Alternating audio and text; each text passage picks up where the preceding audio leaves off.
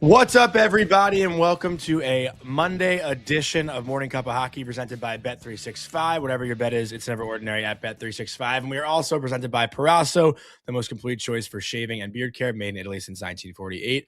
Powerhouse has been a staple of Italian culture and barbershops globally for 4 generations. So get 15% off at powerhouse-usa.com with our promo code Hockey15 in all caps, Hockey15. We were late on purpose, so everyone in the chat relax. That's Colby, Cohen. I'm Jonny, Lazarus. We wanted to give everyone a minute to get settled in for what's going to be an amazing episode of our show. We got Elliotte Friedman joining in 15 minutes. Then we have the assistant general manager of the Minnesota Wild calling in straight from the plane at around 10 o'clock this morning Eastern time. So loaded show. Happy Hanukkah, Colby. Happy Hanukkah to all of our Jewish listeners. And I've been waiting for this show since the news dropped on Friday at around 6:45 Central Time. I was getting ready for a broadcast in the USHL. Shout out to the Fargo Force. And my mind has been on this show, on talking about Quinn Hughes, on talking about this trade. I don't even care about the Skinner Jarry trade anymore. This is what I want to talk about. I'm sure we'll get into that later, but I'm jacked up, as you can tell this morning. So how are you doing? How's everything? And what a wild weekend. Shout out J-Rock. Go ahead, Jonny. Like, I don't want to take air. You've been Really? dying. You've been texting us. I'm so excited. Like, so just go on ahead, friend. Okay, so I've been listening to everyone's takes about this all weekend, and what I keep seeing and hearing is people calling this trade a win-win trade, and honestly, I don't see it that way at all. To me, this is a win for Minnesota. It is not a win for Vancouver, and I love Zeev Buium. I really do, and no disrespect to the other guys, but Zeev's going to be a big-time player. Like, I believe in that. I know you believe in that. And given the circumstances, this is probably as good as a return as Vancouver could have probably asked for. But let's be honest. Like, Vancouver just traded away one of the best players, if not their best player in franchise history. You cannot spin that as a win for the Canucks. You just can't. And for the people saying that Minnesota... You do know that Mark Messier played for the Vancouver Canucks. Okay, yes. Trevor Linden played for the Vancouver Canucks. Drafted, developed. The Dean brothers played for the Minnesota Canucks. I was so excited to rant. You didn't want to take air. Can I finish? Okay, go ahead. For the people saying that Minnesota took some massive risk with their future, what future are we talking about?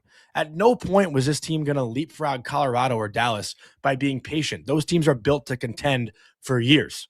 Bill Guerin knows that. Like, his reality was he has to build a team right now that can compete in the Central, not sit around hoping those windows magically shut. And I know we'll probably ask Elliotte and Chris later in the show, but I bet, and I know you bet, that Billy Guerin's not done. So when you factor all this in, like, it's not reckless, it's calculated, and to me, it's a fucking home run. Like, you take that swing every single time when a player as elite as Quinn Hughes becomes available. Every single time. And for Quinn, like Colby, last night, I sent you and Vic what Quinn said in the postgame. I watched the whole 9-minute postgame with Quinn Hughes. Just like he said last night, you have to respect the hell out of Billy Guerin for making that move. And as Quinn put it, sacking up. Like, I want to make a prediction, though. Like, after listening to Quinn, after watching Minnesota play yesterday, I know everyone's talking about the extension. Like, will Quinn stay? He's got a year and a half, blah, blah, blah, all that stuff.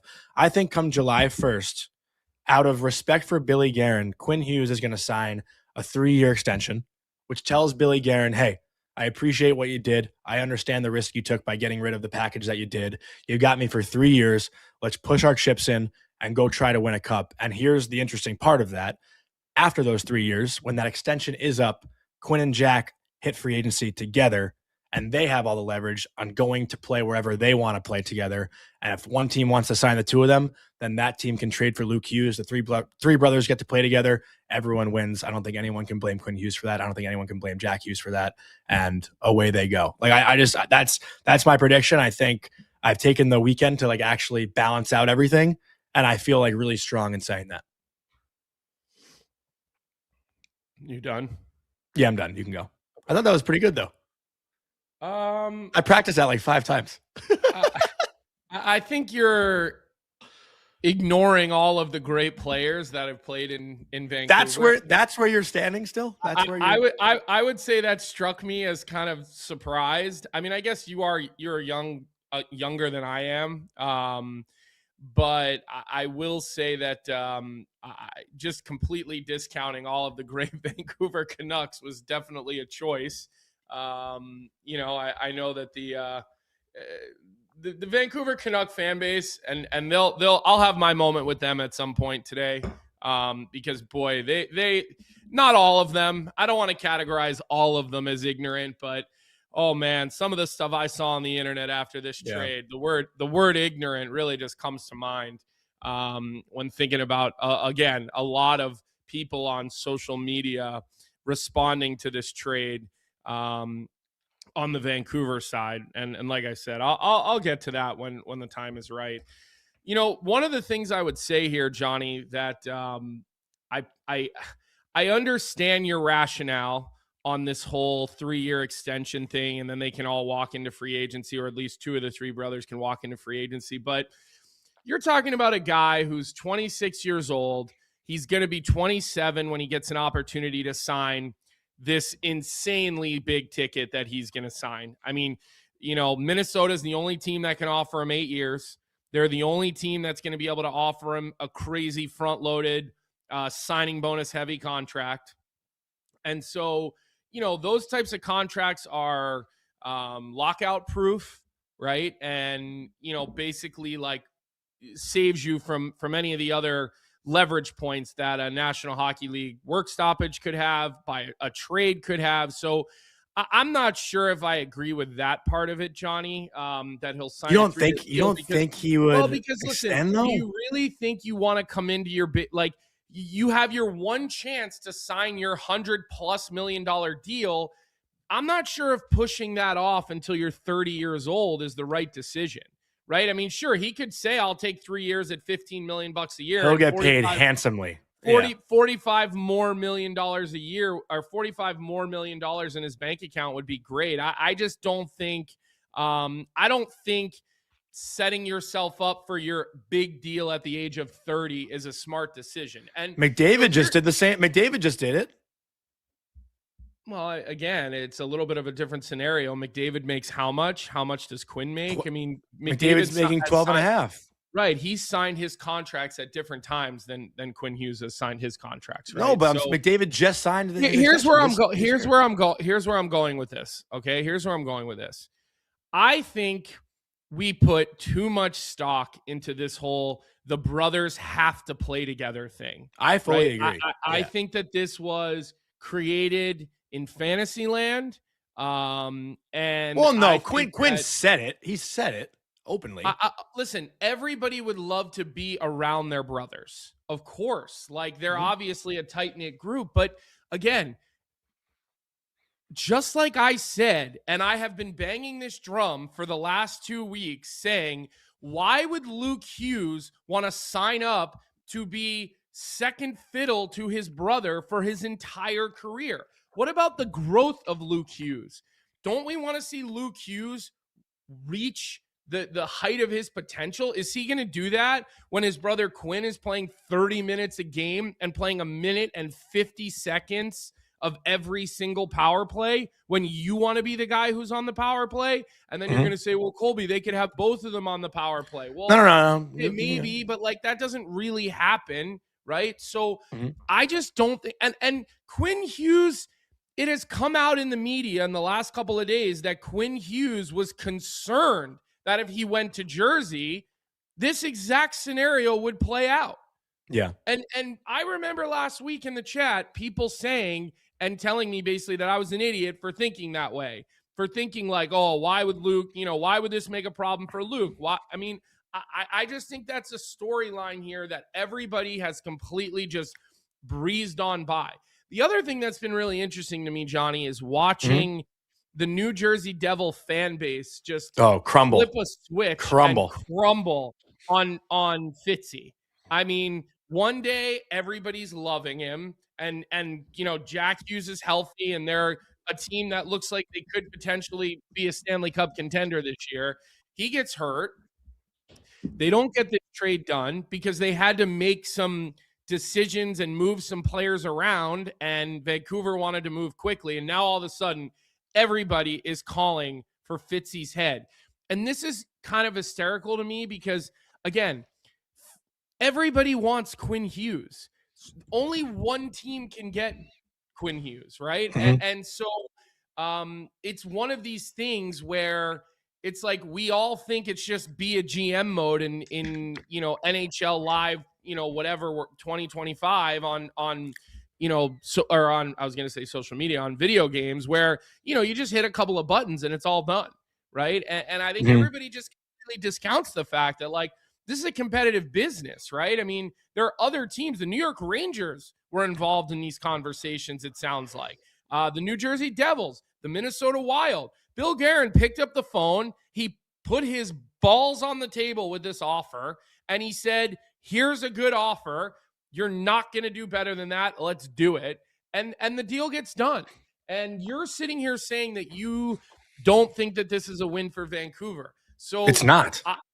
Let me ask you this. Like, okay, what would you rather have happened here for Vancouver? Wait 2 seasons and then lose him for nothing? Or have the Mitch Marner situation where you get a sign and trade in the 11th hour and you bring back a third liner or a second pair defenseman? Like, what would you rather have Vancouver have done? All I'm saying is, like, you can't turn losing Quinn Hughes into a positive. Like, this was your captain. You failed to keep him long term. 3 years ago, you traded your captain, Bo Horvat. Last year, you traded your assistant captain, JT Miller. And then this year, you trade your captain, Quinn Hughes. Like, it's a mess in Vancouver. You can't hide that. I'm not defending. I'm not defending the disastrous, organization right now that is the Vancouver Canucks. But I'm sitting here thinking that, like, they took a shit situation and they turned around and they got a hell of a return. And I get that. You look, people sit here and they're like, well, maybe Zeev Buium could be a Quinn Hughes type. Maybe, it's hard to say that with how good Quinn is, even though I think the world of Zeev Buium, and I think Zeev Buium does have a chance to be a Norris Trophy level defenseman at some point. But, and he was the key to this whole trade. And here's the thing. In Vancouver, you had to go backwards. Having Quinn there and having a Mitch Marner situation play out because you were sniffing for the second round of the playoffs or just to get into the playoffs. Like, I actually think Vancouver handled this situation well. Can I be clear, though?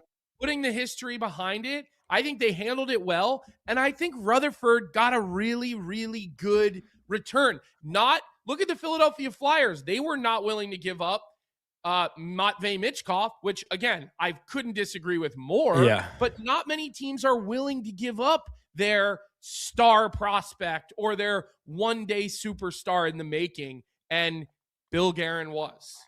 I'm not discrediting the return. Like, the return was as much as Vancouver could have asked for. But if you look at this situation, if you look at this team, they were in a Game 7 in the second round 2 years ago. And now, what are they? Like, what is the direction they're going in?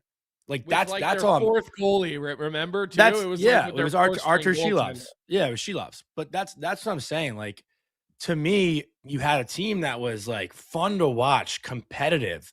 Like, you had a ton of talent, and you don't know what they are. You don't. Like, and that's why I can't see this as they made a decision, like, we need to get young. Okay, we need to bring youth in. We need good NHL players that can help us now and help us tomorrow. Okay, and honestly, now the spotlight in Vancouver, and I texted you guys this last night. The spotlight in Vancouver to me goes to Thatcher Demko.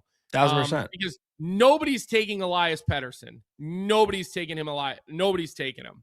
And so what happens with Demko now? And this was where I was going to say this next. Ariel just put this in the chat, so I want to give her credit.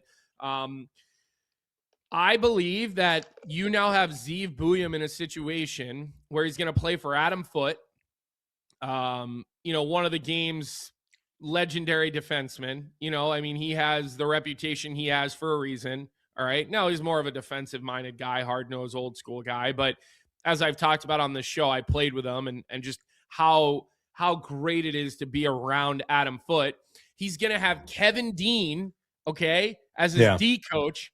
Kevin Dean, how about Charlie McAvoy, right? How about Torrey Krug? How about Alex Vlasic in Chicago? How about, again, like, there is a list of young defensemen that Kevin Dean has had his hands on in the last 10, 12 years, okay, that he has really, really, really turned into high level defenseman. So I think this is actually a great thing for Zeev Buium. And I know the focus here this morning is on Quinn Hughes, but I don't know. Like I thought this was a big time trade in the fact that I think Vancouver did very, very well in the return of this trade. Very well. I think both teams hit a grand slam, in my opinion.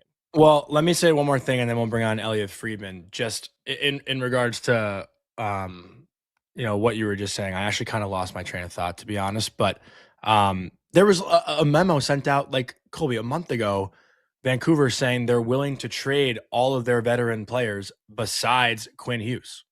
Does that plan now stop that Quinn Hughes was the first one to go? Are they going to trade Sherwood? Are they going to trade Garland? You also had Quinn Hughes come out in his press conference yesterday and say, I don't know what's out there, but I think Jim Rutherford knew this summer, knew what my intentions were this summer. Like, he was very, very clear that there's been a strong line of communication between Pat Brisson and Jim Rutherford. None of this is surprising. Obviously, they hoped this year went better and things fell better, but then all of a sudden, the wheels started to come off here pretty quickly. So who knows? We can ask Elliotte about that memo again. And who knows, he could have just been putting that memo out there to drive up the price for Quinn Hughes. You never know why these guys do what they do. Some of them are better negotiators than other. Some of them are better car salesmen than other. And he 100% could have just been propping up an asset that he knew he was going to have to move this year. You know what I mean? So I don't think we can put too much stock into that is my only point, Johnny. Colby, I've also made a new hater, so shout out to Michael Maniloff. I see your comments in the chat. I appreciate them. Sorry about being a sensitive Canucks fan this morning. We are all with you, okay?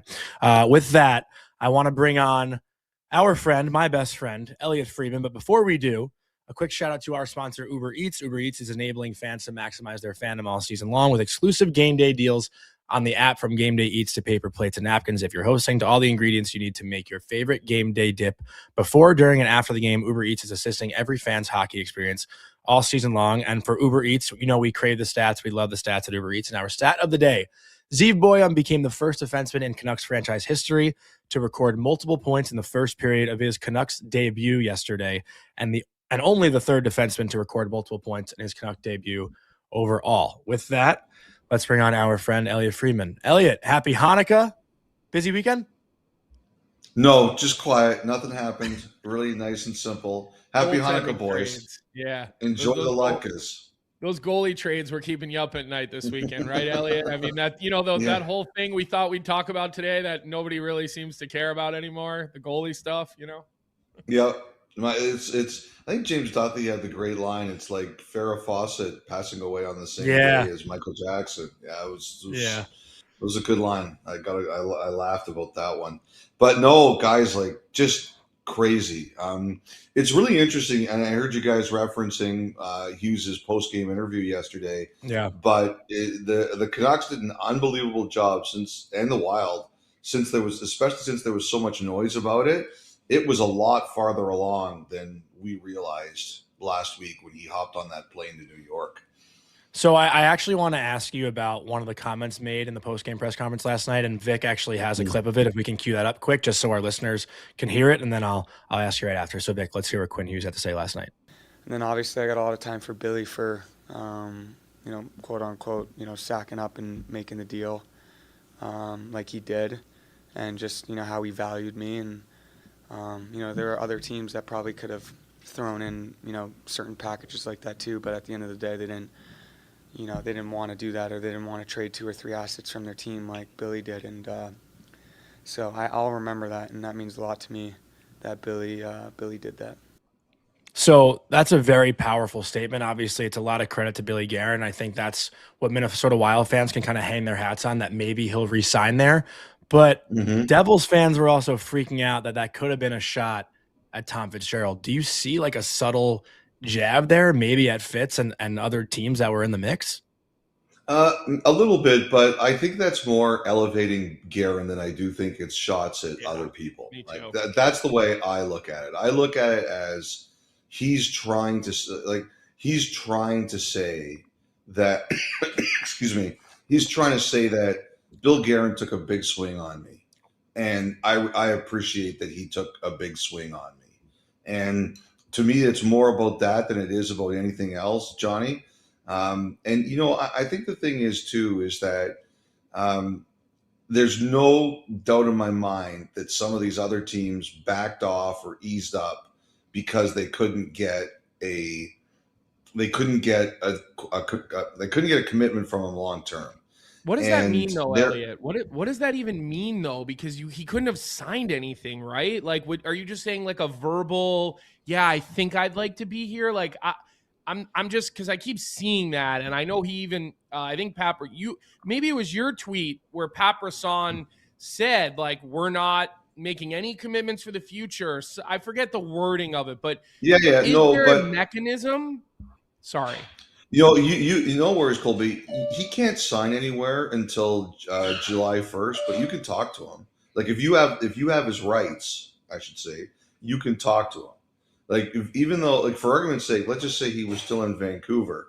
There's nothing preventing Vancouver from sitting down and saying, we're going to make you an offer right now. We're going to talk about this. We're going to get things done, and we'll just put pen to paper on July 1st. You can do that. Okay. And so if a team had his rights, like now it's Minnesota, Bill Guerin can sit down with him or Pat Brisson now and say, we want everything in place for July 1st. Here's what we're going to offer. And they can say yes or no, or they could start building towards it and then have it ready. So that's what I think people were talking about. And, one of the things I kind of discussed is one of the teams that was kind of around it told me yesterday that, what they were going to do was they were prepared to talk to him about, look, you're under contract. You're under contract for one more year. And Jack, for example, is under contract for three more years after this year. Do you want us to sign you to a 3-year deal? And Come on. And then if you guys want to take a shot, like obviously they try to sign him for 8, right? But they'd say one of the options they were thinking about was we'll sign you for 3. And then in 3 years, you can decide what you want to do. We'll take our shot for 3 years. And that would be 4.5 years of Quinn Hughes. Now it never got to that point because they were kind of rebuffed, but that you can do that, Colby. You can have those conversations if you have his rights, even if you can't officially sign him. So 2 things. First off, you just validated Jonny in a way that I don't think he's ever been validated. Well, I'm looking at that smile. I don't know if you heard me. Yeah, I don't know if you heard me right off the bat. I said Quinn Hughes is going to sign a 3-year extension in Minnesota and walk to free agency with Jack. That's my prediction. But you know what? I don't know anything. Like I don't know that. I can't say that. But it's an idea out there. Like people were thinking about it, Johnny. I will say this, like that comment by Hughes, I've heard that's legit. Like he legitimately does think that. Like this guy made a move for me, and I was impressed. Like that's not a throwaway comment from Hughes. That is legitimately the way he feels. He came off so genuine in his press conference. He's the best. He's the best. Very, very well spoken, very, very well thought, and very, very genuine in that 9-minute clip you sent me last night, Johnny. And I did watch that whole thing. I guess my question though for you would be, you've seen these scenarios play out for many, many number of years with many, many players. Like, yep. And I don't know the Hughes boys personally well at all, other than just hello and in passing. Would a guy really want to push off at the age of 26? He will be 27, saying, you know what, I'll take my big ticket at 30 when I could get it when I'm in my quote unquote prime at 27. And do you think that would hurt or his value? Like that was my pushback to Johnny. I said, I think it makes sense what you're saying. I didn't disagree with his overall thought, but I'm like, you have a guy who could get his lifetime deal, not that he's not made enough and he won't make enough. Would it be worth like pushing that off, just for that type of flexibility? Maybe, maybe not. That was my sort of question back to Johnny on this whole idea of this whole 3-year thing. I would say, Colby, that most players probably wouldn't do that. I would say I've talked to players about, should you do more short-term deals? And they say, especially this year, Colby, look at all the injuries. Like guys don't like that idea because most guys don't like the idea because of all the injuries. Like this is a sport you can get hurt in fairly easily and by accident. We see it happen all the time. So most guys would say no. Like I don't know how Hughes feels, but look, Connor McDavid just took a 2-year deal. Austin Matthews, he's gone 3, 5, and then 4, right? So we've seen 2 star players do this. So it's not impossible, but I generally feel most guys wouldn't do that. We'll see. I mean, it's been such a whirlwind for Hughes. I'm sure this is the last thing he's thinking about. I think he simply wanted to shut out the Wild for stepping up. Like I heard you guys talking about, if you listen to that, I got told last week, I got told after the trade that some point last week or 2 weeks ago, Hughes had asked for a trade. And people said that's not true. Like I got multiple people who said that is not true. But if you listen to the press conference, it's clear that we're dealing with some level of semantics here. He indicated for sure he wasn't going to resign, and he was not happy with all the losing. He just said it. And also, if you just saw him in the last couple of weeks, you can see how much he was struggling with it.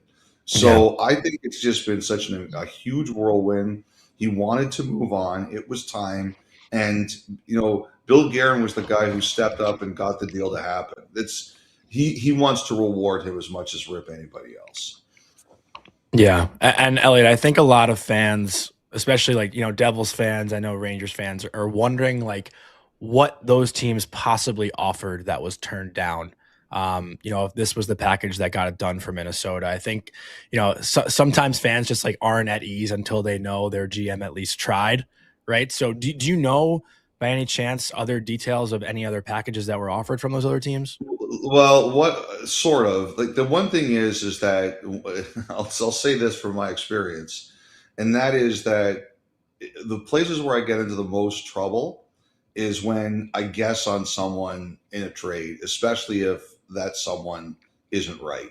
So I'll tell you what I kind of know about these situations. With Detroit, I had heard that it didn't really get as far as everybody hoped, because there was something that Vancouver wanted that Detroit was not willing to include in the deal.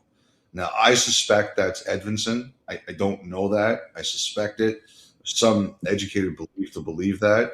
But I just heard that Vancouver and Detroit, which seemed to be a really good match, never got as far as they could have because Detroit had made it very clear something was not to be included. New Jersey, so all I heard there was that New Jersey's best offer could not beat Vancouver's.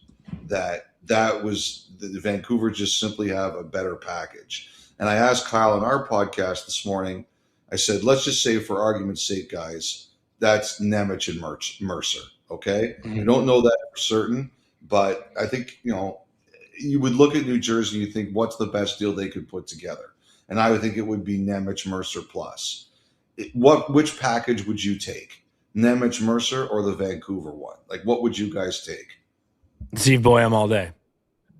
I think Colby. Zeev Yeah. I think Zeev Buium to me is the guy you could build a whole team around as he moves into it. But Mercer's a lot farther along, and so that does it gives you pause. And Nemec does have incredible upside. So that's a hard one. I have to think about that one a little bit before I really. But I'm such a big Zeev Buium fan. Yeah. And I've just seen him so much, and I've seen him. And he's a winner. And I've just seen his game grow, and I just feel like his ceiling is so high. So it's a great question, and I'd probably still like a deal that revolves around Zeev Buium. So that's the thing here. I like even what we suspect New Jersey's offer could have been and probably was their best offer. They weren't beating Vancouver. I think the one team here that I'm really curious about that hasn't been talked about as much is Carolina. I heard their offer was legit. I heard it was discussed, and ultimately it ended up in Minnesota.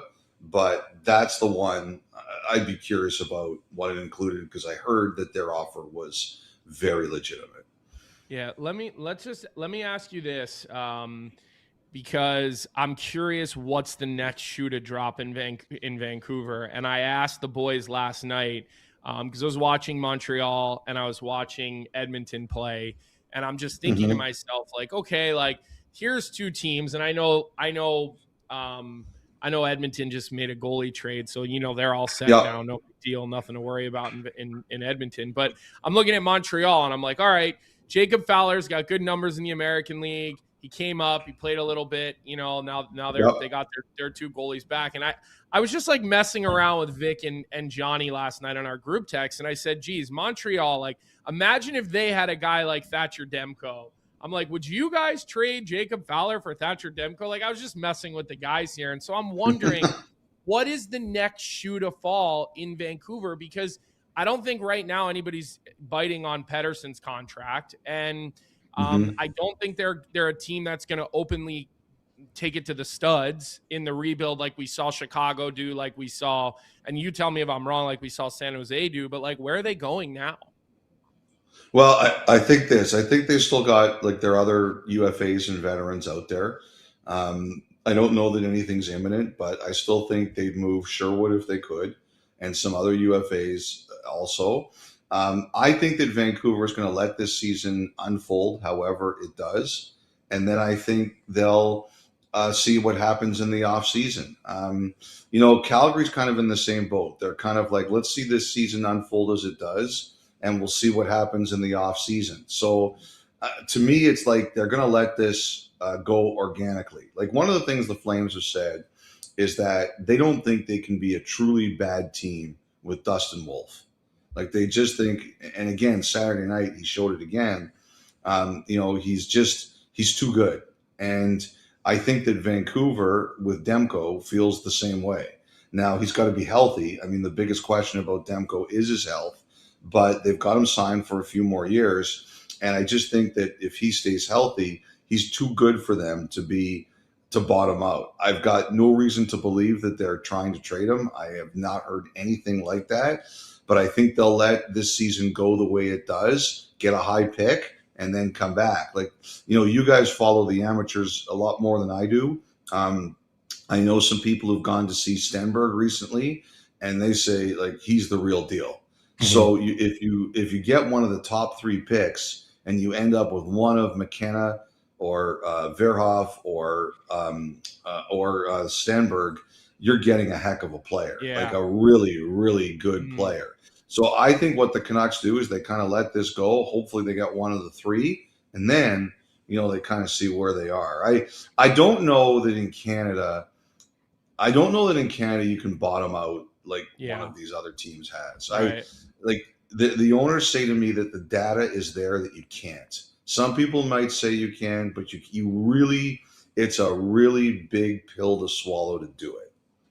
That's all. Elliotte, I just want to heat check here for a sec because I feel like I'm on fire today. I'm on my A game a little bit. If you have Colby to say that about yourself, like you're probably not. I've pissed off one of our listeners, and I kind of want to push his buttons a little bit more. So shout out Michael. But I said, a lot of people are saying this is a win-win trade, right? Vancouver got as damn of a good of a package as they could have gotten. But I basically said, with everything in context, considering they traded their captain and Bo Horvat away 3 years ago, who wanted to stay. They traded away JT Miller last year, and now they traded away another captain. That's two captains in 3 years. How can this be a win at all for Vancouver? Hold on one second. You're good. You're good. Yeah. Good behind the scenes here. Okay. So the way I look at it is this way. First of all, it's like, for Canucks fan, it's disappointing. Like, you're kind of picking at scabs there. Because it's hard for a Canucks fan. They drafted this guy, and he was a big home run draft pick for them. To me, he's the second best defenseman in the NHL. Like, if you're a Canucks fan, you almost don't want to hear good trade because you're so disappointed that Hughes got dealt, right? So I think that's the hard thing that fans like Mike are dealing with. It's hard as a Canucks fan to wake up and say, hey, Quinn Hughes is not here anymore. I think that, like, if you're going to make the deal, you did as well as you could. Like, watching them yesterday, that team could have played that game. They could have sleptwalked through a 7-0 loss. And, the one thing, I know you guys are big Buium fans. the thing that someone said to me about him is that he is too energetic to let you sag. Like the more you give him a role on your team, and in Minnesota, they're a really good team. He's finding his way, and he's going to get more. He's going to get more of a role here. And I've heard his energy is really contagious. Like, I know you guys are huge fans. I heard you talk about him. I think a lot of people really think bright about his future in hockey.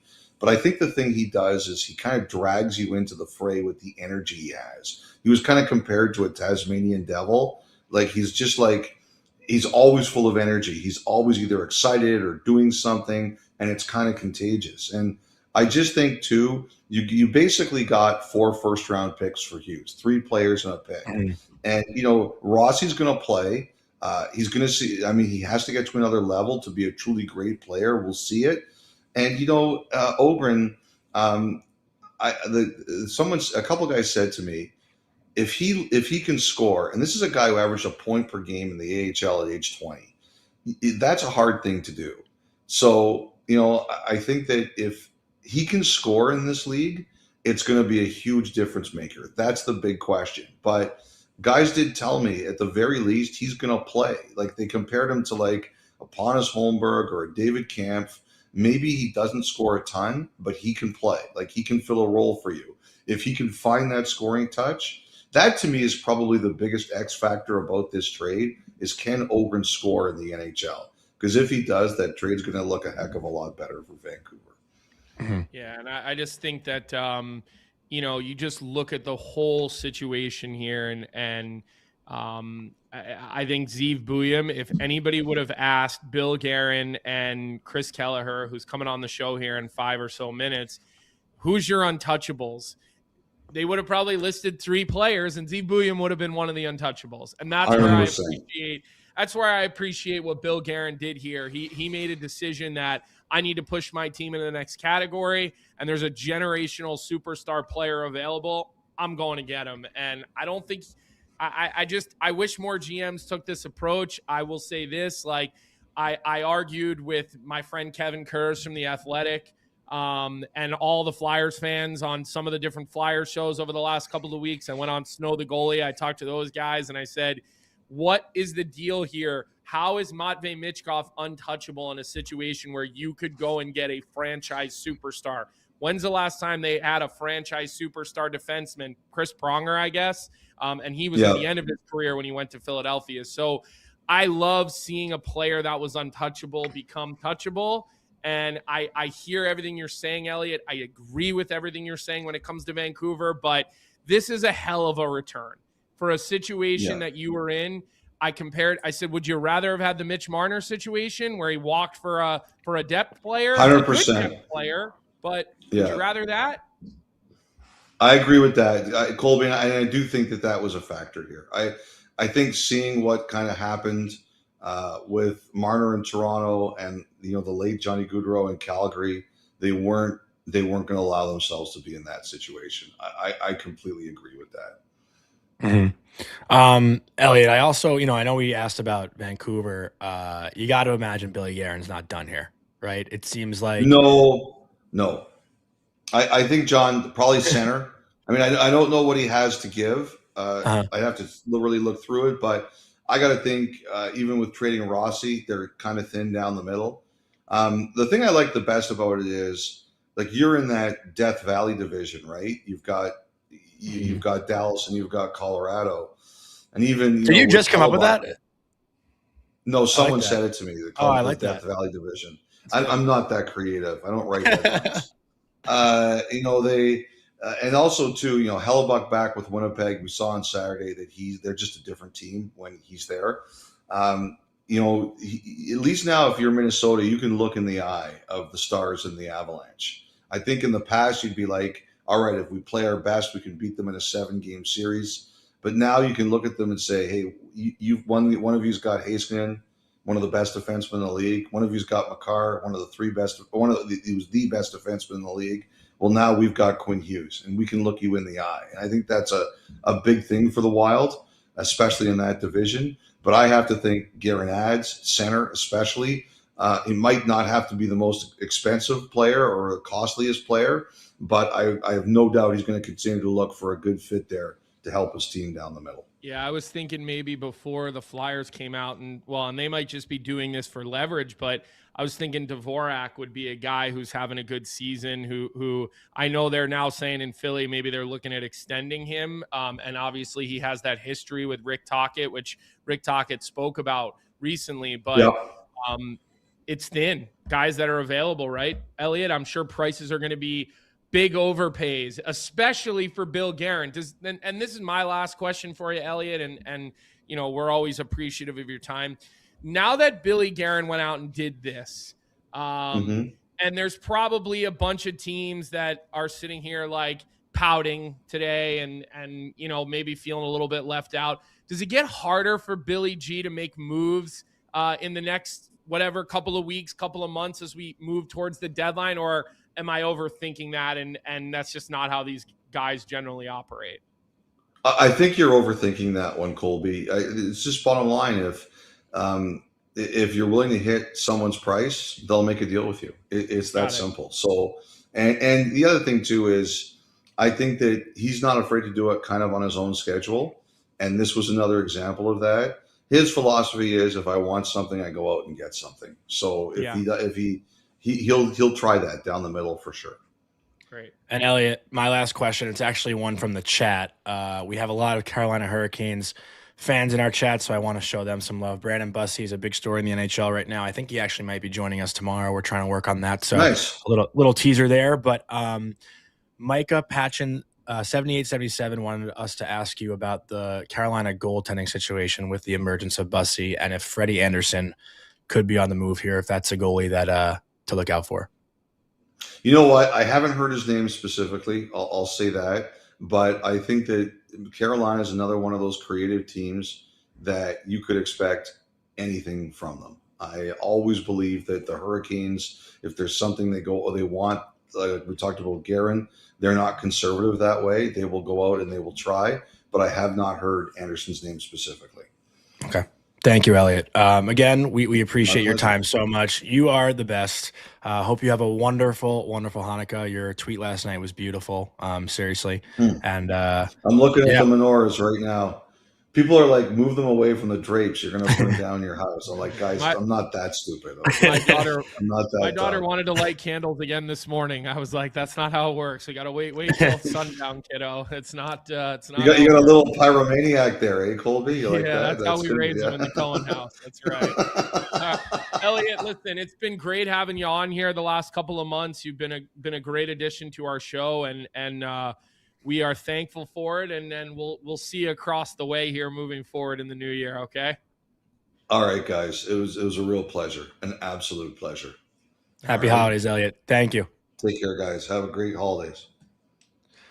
Awesome stuff. I know I say that after every guest, but it's true. Normally, I say Merry Christmas to people, but with Elliotte, you could say Happy Hanukkah or Happy Holidays to Elliotte.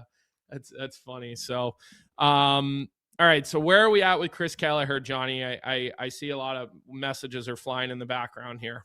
I believe he's ready. I just texted him to make sure he's all good, and he said yes. So let's bring on another one of my best friends, also maybe considered an enemy. But before we do, just a quick word from our sponsor, Bauer. It's never been easier to shop for the hockey lover on your list. Bauer's holiday gift guides bring everything together in one curated destination. From pro-level gear for players to lifestyle essentials for fans, parents, and kids. Explore custom sticks and skates that turn into truly unforgettable presents, complete with clear order by dates to guarantee holiday delivery. And if you need a little extra help choosing the right setup, Bauer's expert stick and skate buying guides walk you through every step so you can give with confidence. Perfect gifts, zero hassle, all at Bauer.com. And with that, let's bring on Chris Kelleher, who I think is joining by phone. So let's just make sure we got you, Chris. You there? Voice of God. Yeah, you got Good me? morning. We got you. Wait, let me ask you this. You said one of your best friends. I don't know about that. Yeah. Come on, it's an elite group. Right. It's an elite group to be in. You should be proud. Yeah. Chris, Johnny has guys. probably 700 or 800 phone numbers in his phone, and I think probably 450 of them he considers to be his best friends. He uses that term very loosely. So I believe it. You don't have to worry about it. And like, I'm going to start with the hard hitting stuff, Chris, and ask you straight up, a guy who has sat here, my co-host, and just done nothing but be negative about your team for as long as I can remember, had a tweet over the weekend that said, I have officially joined the bandwagon. I am rooting for the Minnesota Wild.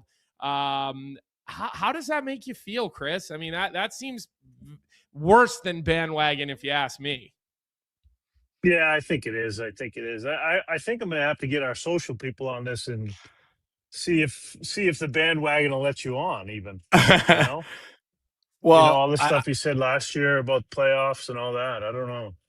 I do want to clear the air and put to rest the term the Minnesota Wild. I know that's how our friendship began, and I think today is a day where we can finally say the Minnesota Wild are no longer mid. Would you agree with that, Chris?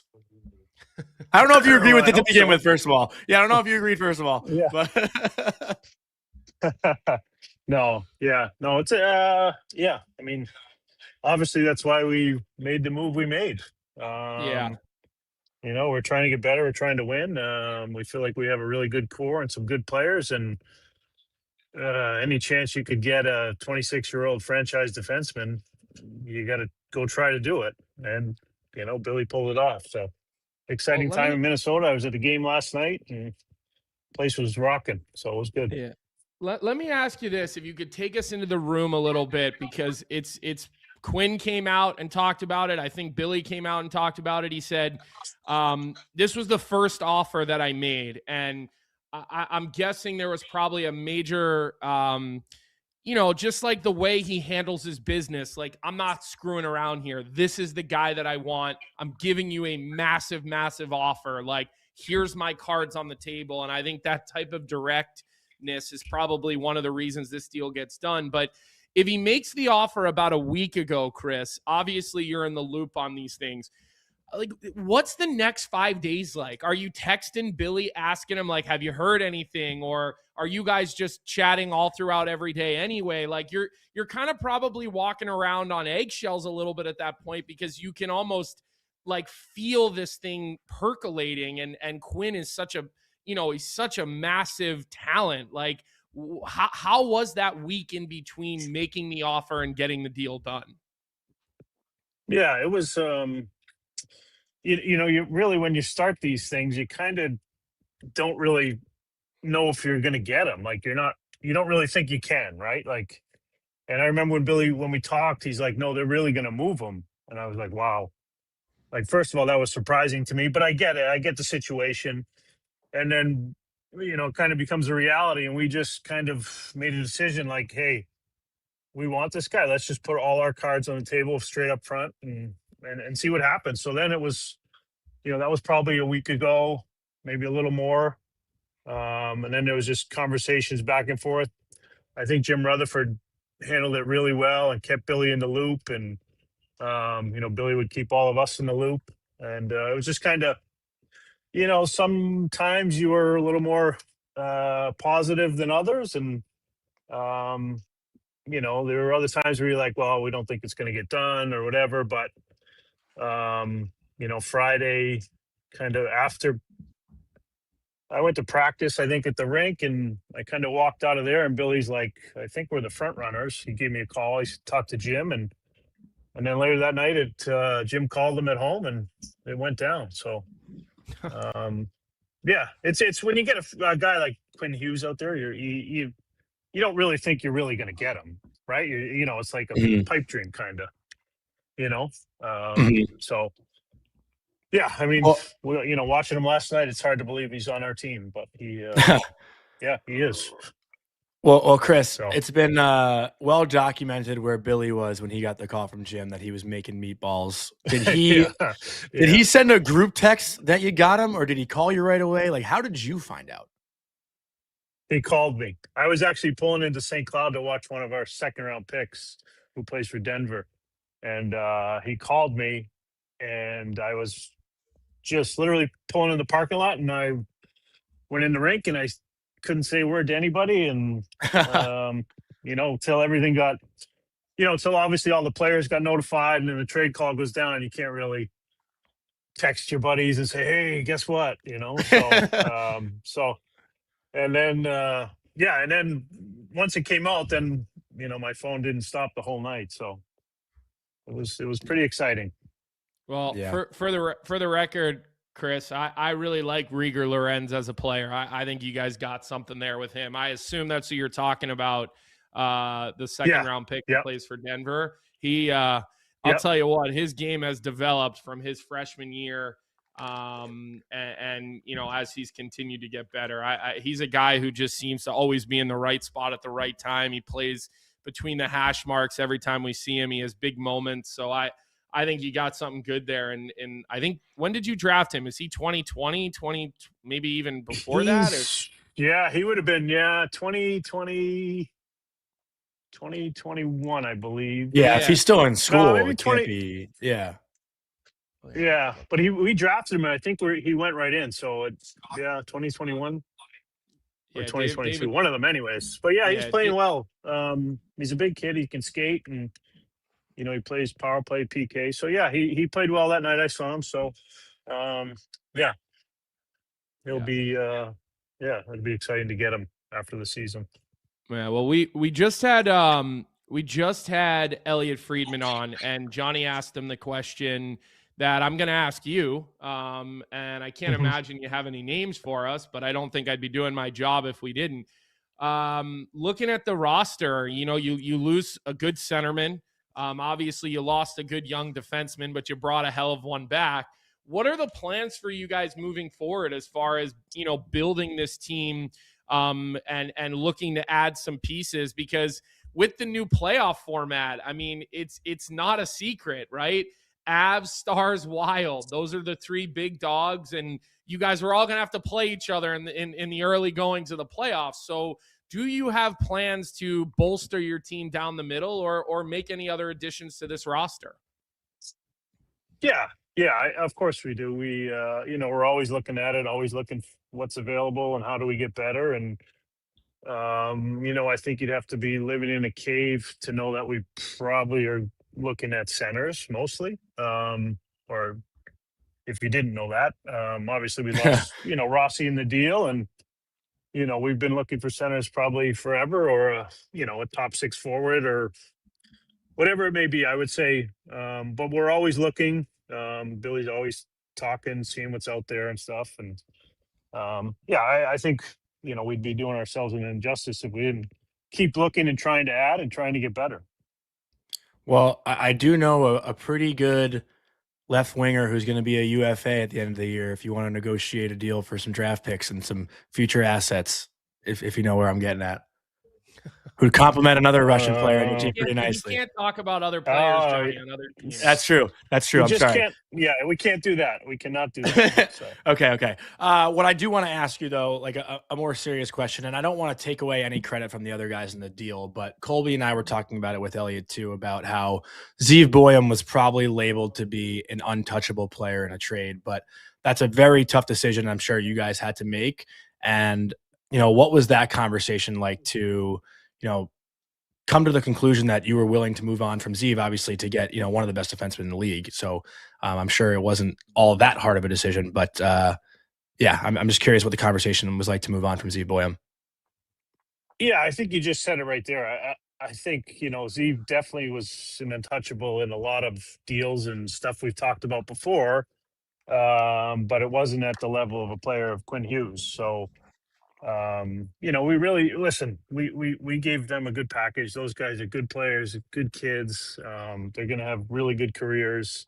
So, to get a guy like Quinn Hughes, you got to pay a price. And we know, Zeev's got a really, really bright future ahead of him. Did we want to give him up? No, obviously not. But again, I think when you're talking about a Quinn Hughes, he's a franchise level player in Vancouver. He's, they talk about him being the best Canuck ever. And, he just changes the whole dynamic. You gotta, he's 26 years old. He's not 35. So, there's still a long runway with him. But obviously, it's it's hard to give those players up, but you know, you never want to do it, but you got to pay a price to get a player of that magnitude. Yeah. Well, Johnny talked about Quinn Hughes being the best Vancouver Canuck ever. I came back with a list of names that I thought maybe he was forgetting about. So again, Johnny's getting. No, I agree with you. I agree. There's a lot, and I just read something the other day where somebody said that too, and there was so many great Canucks that I don't. I mean, I know he's in the conversation probably, and I don't mean to label it that, but for sure. I just read something the other day where he's one of them, I would say. Yeah. You know, so anyways.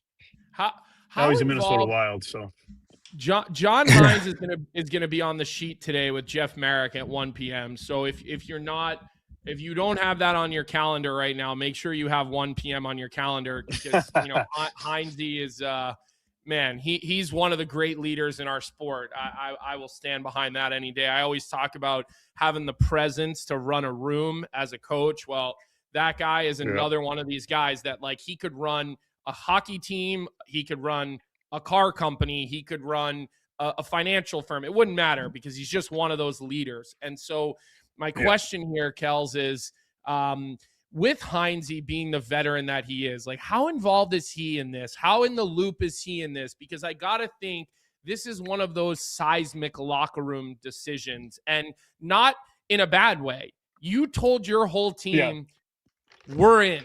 We're behind you. We believe in you. We are going to win and try to win now, tomorrow, and the next day. So when you have a guy like Hainsey, how involved is he in this whole process, or I would say in the loop in this whole process? Because I've heard it both ways in my time of knowing decision makers around the NHL, sometimes heavily involved with a coach, sometimes not necessarily involved with the coach in these decisions.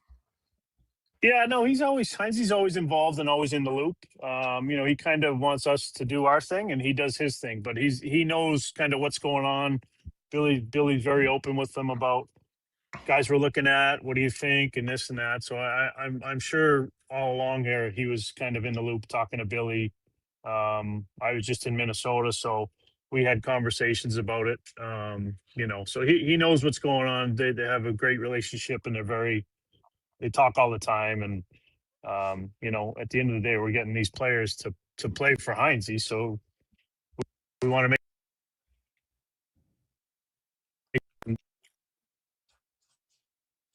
Oh. Yeah, we're having some audio issues here. Can you hear me?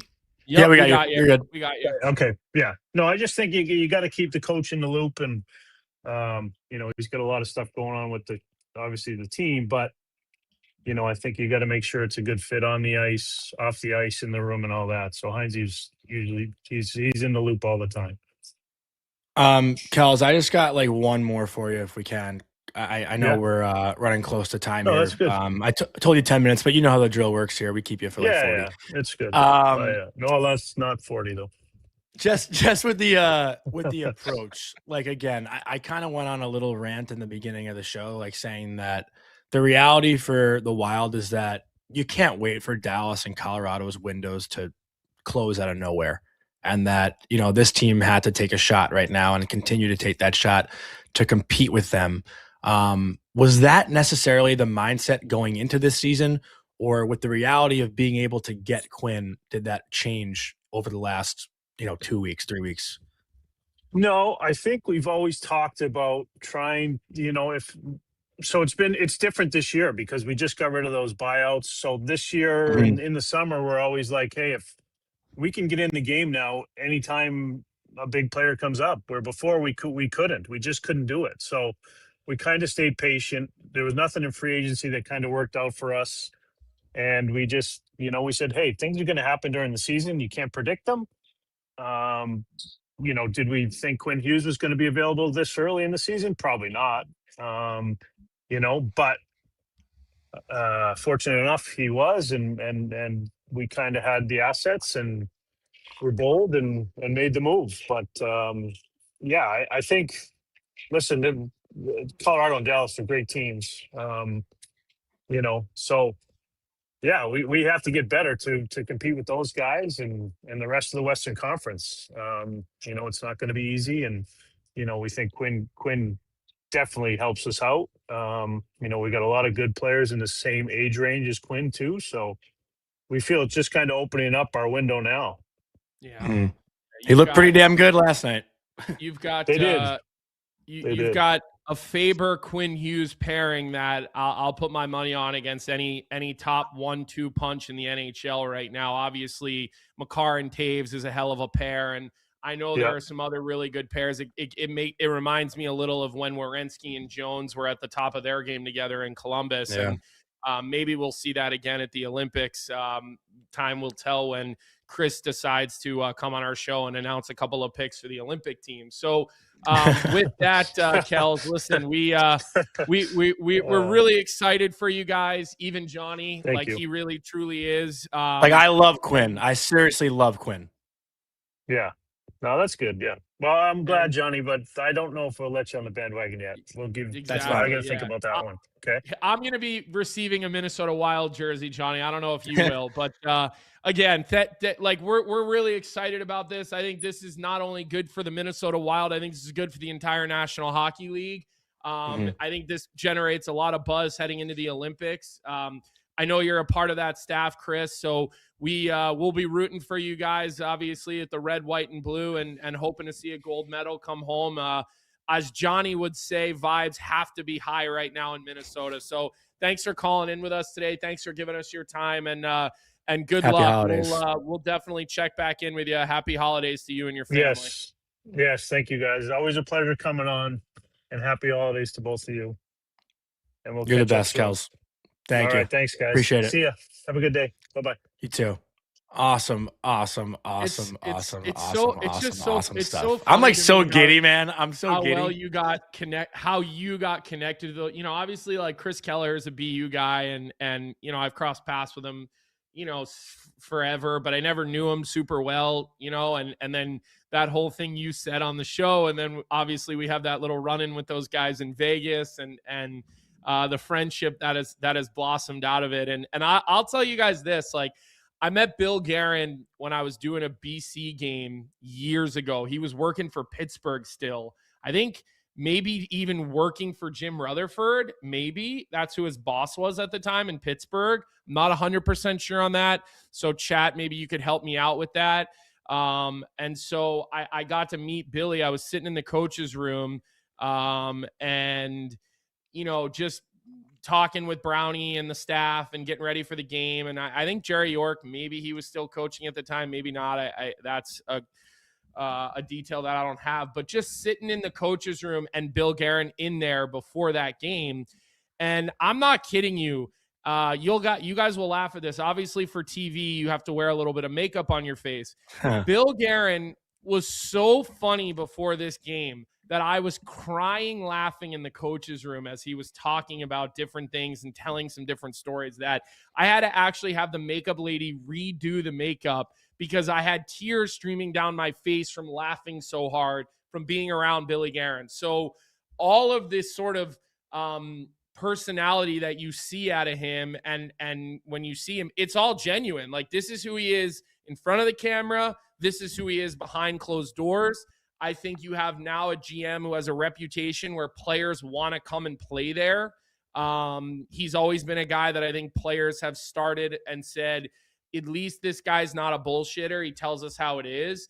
I think John Hines is the perfect coach for him for that reason. John Hines is also a guy who just tells you like it is, whether you want to hear it or not. So it's a great thing to see what these guys are doing in Minnesota. It's great for the fans in Minnesota. Man, it's such a shame that either Colorado, think about it, Colorado, Dallas, or Minnesota, someone's out in the first round, Jonny. Terrible. I mean, they got to change it. It's if it was ever obvious, it couldn't be more obvious right now for that. And I don't know if you saw Dean Evison's comment that he almost texted Billy Guerin and said something along the lines of like, "Oh, why couldn't you go out and get Quinn Hughes for me?" or something like that. So a little bit of the lighter side of hockey, Jonny. But all in all, it's been a great day for the show having those two guys come on, big players in this deal, getting a lot of the backside of how this all went down. And look, I think tomorrow, Johnny, like I do think we need to look more into the New Jersey Devils and kind of what the plan is, because they're obviously still looking to add. I'd like to have Kevin Kurz come on this week and talk about the Philadelphia Flyers in this whole thing, because it sounds like they never really were a player. And I think the argument, and even Kevin Kurz and I had the argument that, he said, I think Michkov has a higher ceiling than Zeev Buium, to which I obviously pushed back on. So I think that's part of the conversation. Johnny, I think we need to flush out the Rangers being involved in this a little bit more. Who could those names have been if they were in that 6 teams that made a formal offer? And let me ask you, and I don't want to get into this now because we're going to go to Bet365 but I do believe that there has to be a conversation. If you're looking to add Quinn Hughes, what does that mean for how you're viewing Adam Fox? And listen, you can never have too many great players, especially with the cap going up. You could have a couple of $9, $10, $12 million defensemen on your team. But what does it mean for them in the way that they view Adam Fox? And do they still believe he is the guy if they're in the market for Quinn Hughes? I'm not saying they don't. Yeah. I'm just saying, I think these are all topics, Johnny, that we need to flush out throughout the week. And then I think we need to have Tyler Yaremchuk on this week, or somebody from Vancouver, to talk about this whole Tristan Jarry Skinner trade, because I can't figure out why you'd add a guy who has 2 more years at $5+ million when you were just about to be done with Stuart Skinner at the end of this year. I get it. The window's the window, but that seemed like a weird decision. So these are all topics, Johnny, that I think we need to get to here in the next couple of days. And I think we should bring on the appropriate guests to talk about him. I will ask Reamer what his schedule's like this week. We're due for a JVR appearance on the show this week. I think we need to hear from some people in these different markets, though, Johnny. I'd love to get Rupper on this week. I don't know if that's something you could make happen, just to get his idea on the whole part of this that I was talking about with, with the New Jersey Devils and the New York Rangers. Yeah, I think we can definitely get Rupper on. You gave me a lot to think about there just now. Like, I think we can get into the Adam Fox conversation with Quinn Hughes tomorrow, but I think anyone, even the Colorado Avalanche, like if they had a chance to get Quinn Hughes, they probably would have done it too. Why like, wouldn't you? Know what I mean? Yeah, like it doesn't question what that means for Cale Makar. You know, like it's 26 years old. Like that's where I just think everybody has to. Even if you're a team, even if you were the Chicago Blackhawks and you're not ready to win right now, okay, or the San Jose Sharks, if you feel like you're 2 years away from being a playoff team, why wouldn't you at least look at it and say, this guy's 26? Obviously, you want to bring him somewhere where you think you can re-sign him, but he's 26 years old. He is in the edge of his prime. He still has probably 5 of the best years ahead of him that he's ever had playing the game of hockey. And that's why I thought the whole Flyers thing was absurd, not wanting to move Michkov because of where they're at. I just don't, again, I respect the decisions of other GMs, but I don't have to agree with them. Well, I think the bottom line too, Colby, is, and I also want to shout out, Grinnell was in our chat, and he's obviously a good friend of ours. He wanted us to ask Chris Kelleher about Stramel at Michigan State. He was a first-round pick in 2023, and that the Wild were able to keep on to him. I think he's like a center and like a winger. So that's a good young prospect that the Wild didn't have to move on from. But in regards to the Ranger package, like, or any team's package, like, who really is a young defenseman equivalent to Zeev Buium right now that could have been in a move? Like, I think the Wild had leverage because they have Zeev Buium. I think there's a couple of kids that have been drafted out of the Ontario and the CHL in the last couple of years. Some defensemen that are kind of on the cusp. There are some guys that I'm just straight up not as familiar with because we didn't get to watch them come through the U.S. development plan and the U.S. development model. So, but I agree with you. Like, Buium is that. And let me make one more comment, Johnny, and then I'll kick it to you, and you can do Bet365. And Jeremiah says Cole Hudson. But Zeev's like already played NHL games. He's further ahead at this point. Maybe Cole gets there, but he's further ahead. He played in the playoffs last year. Let me just say this.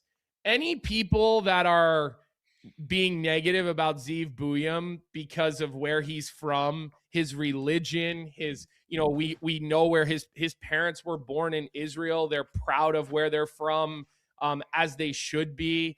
If you're writing Zeev Buium off and you're a Vancouver Canucks fan or you're a hockey fan, somebody you don't know shit about, then you are the fucking problem here. Okay? You're the problem. We don't even want you as a fan. If you're going to write a guy off based on where he's from, his religious beliefs, whatever it may be, we don't even want you as a fan for that matter. Okay? Be less fucking tolerant in your life. Be a bigger fucking loser if you're one of those people on the internet saying and doing that, because I see it all over the place. Okay? Seriously, we don't fucking want you. Find another sport if you're going to be one of those intolerant people. All right? To not know someone and hate them because where they're from, you're the problem in this situation. Okay? You are the fucking problem. And I got to tell you, everybody I see with that type of negativity, there's a theme. And I'm not going to go into the theme, but when you click on the profile, there's a theme. Okay? So just remind yourself, you're the problem. Okay? If you have a problem with Zeev Buium, not Zeev, you. Okay? And I hope it's not the actual Vancouver Canuck fan base and it's just the loud moron idiots on social media, but I will say it. I've seen it all over my timeline and all over hockey Twitter. Okay? And I wasn't going to have this show today, Jonny, and do this show without saying my piece about that. Yeah. And I hope that he continues to go out every night and smear all your faces in it while he makes millions and millions of dollars to be one of the better players in the National Hockey League at his age. And he's going to live a great life where he prospers and he's successful and he has a great family, and you're going to be a loser who sits and stares at your Twitter timeline for the rest of your life with your miserable existence. Okay?